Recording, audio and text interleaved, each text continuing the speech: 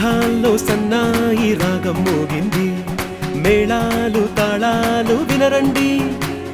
సిరికి శ్రీహరికి కళ్యాణం కానుంది, శ్రీరస్తు శుభమస్తు అనరండి.